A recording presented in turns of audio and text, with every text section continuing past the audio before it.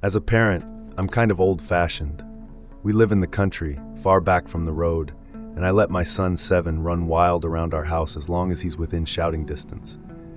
Today he let me know he was going outside, and about 15 minutes later comes running inside crying. He tells me he's very, very sorry, but he broke the windows of my truck. I walk outside, bewildered, and sure enough, he has broken out the passenger and driver's side windows. He was just crying and crying. I wasn't mad, just shocked, and first checked his hands for cuts.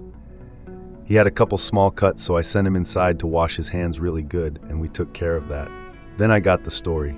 He'd climbed in the truck, unaware that it is very difficult to open the doors from the inside. He couldn't get out, and the temperature was quickly rising, so he found a tire iron among some tools in the back seat and broke the first window. He still couldn't get the door open, so he broke the other window and was finally able to open the door using the outer door handle. I really couldn't be mad at him. Of course, I'd rather he break the windows than be trapped in a hot vehicle. I'm proud of him for finding a tool and doing that. Of course, I told him it's not a good idea to play in vehicles, but I was at fault too, and I will sure as hell be keeping my vehicles locked from now on. I'm still shaken up because you hear stories all the time about kids trapped in hot vehicles, but never think it will happen to your kid. The worst part was how wrecked he was over wrecking the truck. He was more upset about the truck than I was. Something I do every year with my daughter, as well as the family, me/hubby/daughter, is go through mock situations in order to prepare her with knowledge of what to do. I stick her in the trunk of my car and have her practice opening it via the glow-in-the-dark release handle. She also knows to push the seat release button and kick down the rear seats to crawl into the car.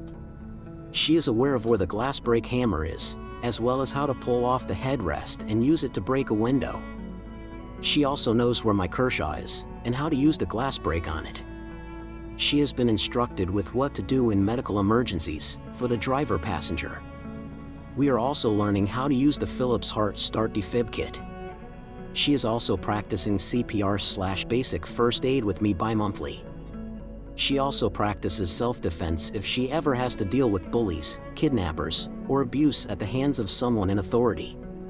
This empowers her with the knowledge of how to react rather than be paralyzed by fear.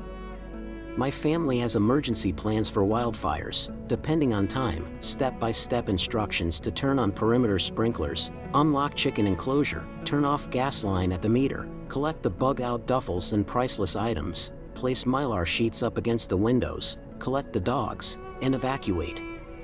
We also have plans for flooding, power outage, blizzards, home intrusion, etc. Practicing the scenarios helps us determine what is missing from the bug-out, emergency, duffels, so we know what to get. I would recommend you take this chance to organize a teaching plan to your little guy, as well as normal family emergency plans, etc. It is better to be safe rather than sorry.